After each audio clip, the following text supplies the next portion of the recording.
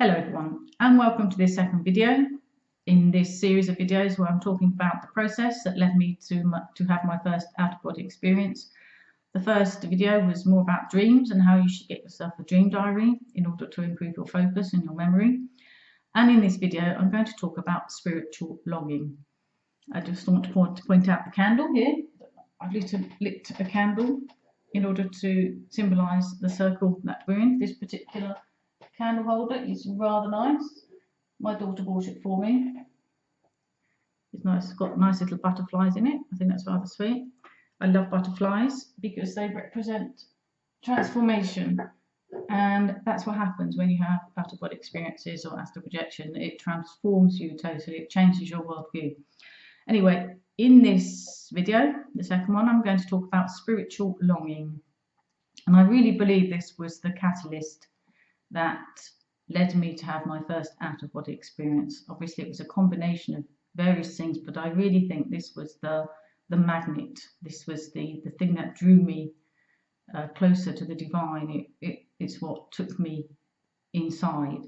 Spiritual longing, I think, is very important when you are practicing out-of-body experiences. Well, life really, because it takes you inside. It takes you inside to the bigger you. So what is spiritual longing? Well, first of all, we have want, when we want something. Now, want is kind of an empty word. It doesn't have any feeling behind it. And then we have desire. Desire has more passion, has more oomph, if you like. And then we have desire impregnated with feeling. And that is longing. At least this is my explanation of longing. It is when you desire something, but really with your heart, that you can feel the desire in your heart. It's a longing. It's a longing to experience something. And spiritual longing is a longing to experience the inner you, the bigger you, the who we really are. It's a longing to connect to the divine. Now, I would like to read something from a book, which is a lovely book called Eternal Echoes, Exploring Our Hunger to Belong by John Donahue. I really enjoyed reading this book, and it's the sort of book that you read and reread because you find new things in it every time. And it does in fact talk about longing. This is why I wanted to read a little bit from the back. Here we go. There is a divine restlessness in the human heart today, an eternal echo of longing that lives deep within us and never lets us settle for what we have or where we are. So it's kind of a longing to go into the beyond.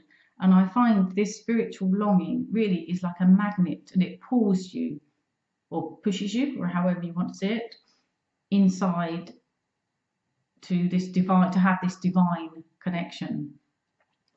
So how did this come about, this spiritual longing with me? Well, when I was at school, when I was at secondary school, I had this geography teacher called Mr. Cooper, and he was one of those teachers that you'll always remember all your life for being an inspiration. He really wanted to make you study his subject. Well, he did me anyway. And he was a sort of teacher that when he was on his break, even if he wasn't on duty, he wouldn't just sit in the staff room. He'd be out wandering the corridors with his mug of tea or coffee, and he'd have students around him, and you'd be generally chatting. Now at school, I wasn't much of a chatty student. I was quite quiet. I was more an observer. And Mr. Cooper seemed to know me better than I knew myself. And he used to look at me sometimes and smile. And he used to say, "Oh, you're a dark horse," or things like "still waters run deep." And it was quite true, because still waters have run deep. And I've ended up going a lot deeper into who I am than many people, because I had this spiritual longing to go deeper, to connect with the divine. Anyway, so this Mr. Cooper started appearing in my dreams. And when I had these dreams, they were wonderful, because when I met him, I got this sense of unconditional love that he had for me. It was as if he knew me, he knew everything about me, and as if he'd known me for a long, long, long, long time. And looking back, I now realise that this Mr. Cooper that used to appear in my dreams was probably a manifestation of my higher self. But it didn't matter. Whatever it was a catalyst that made me really want to meet Mr. Cooper in my dreams. So a lot of the time when I had these dreams about Mr. Cooper, they were lucid dreams. And it was great because we used to have conversations about life, about me, or about philosophy, all sorts of things. That's why I used to love these dreams so much. So I wanted to have more and more lucid dreams so I could meet with Mr. Cooper and we could have these great discussions. And so this was one of the things that took me into myself, into these lucid dreams, trying lucid dreaming techniques, was this spiritual longing, this longing to meet Mr. Cooper. I remember in one particular lucid dream, which was really quite amusing. We were sitting in my head. Me and Mr. Cooper were sitting like somewhere in my head in the middle. And actually we were sitting on a rubbish tip in my head. And Mr. Cooper, he was always a bit of a funny guy, was sort of telling me, look at all this rubbish. You've got all this rubbish in your head. You've got to get rid of it. You've got to throw it all out. This was typical of one of the discussions that we used to have. Basically, he was saying that I had a lot of silly beliefs, a lot of rubbishy beliefs in my head that I just had to get rid of. So how do you nurture this spiritual longing? How do you develop this? It's a longing that comes from your heart. It's a feeling that comes from your heart. It's not an emotion, it's a feeling, and it's a strong feeling from your heart chakra. So in order to nurture spiritual longing, you have to imagine someone who loves you unconditionally. That is your higher self. I say imagine. It doesn't mean that this person, this being, is imaginary. It's not. You have to feel, if you like, maybe not imagine, feel this person or being that loves you more than anyone else, who knows you better than you know yourself, who knows you better than anyone knows you, and who loves you and doesn't judge you despite knowing everything. So it's unconditional love. There's no judgment at all. And desire, long to meet that person. Before you go to sleep, try and build up this feeling of spiritual longing in your heart and desire to meet this being, person, whoever you have imagined in your mind, visualized in a dream to start with. You can meet the person first in a dream. If you do have a lucid dream, you can ask to meet the person. Have the intention to meet with the divine.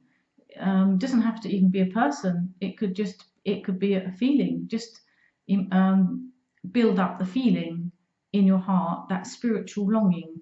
You can't visualize it. You can't really imagine it. You have to build it up. You have to really feel it in your heart chakra. And go to sleep with that feeling every night and just see what you dream. Remember to write down whatever dreams you had, even if it's just a feeling.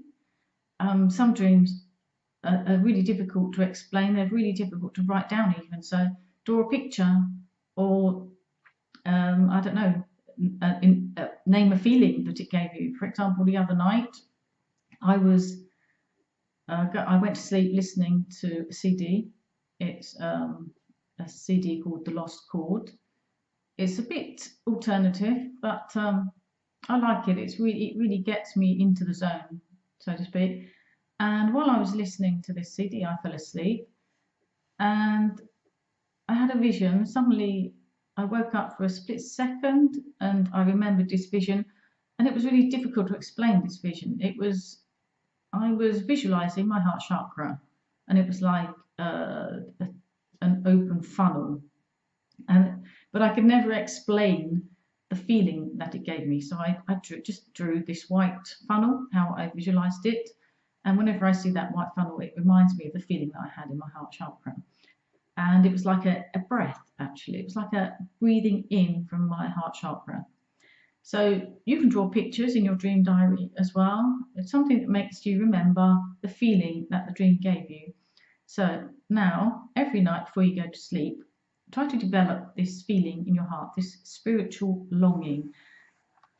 I'm going to leave you now because it's such a beautiful day and I want to go out in the garden and do some gardening.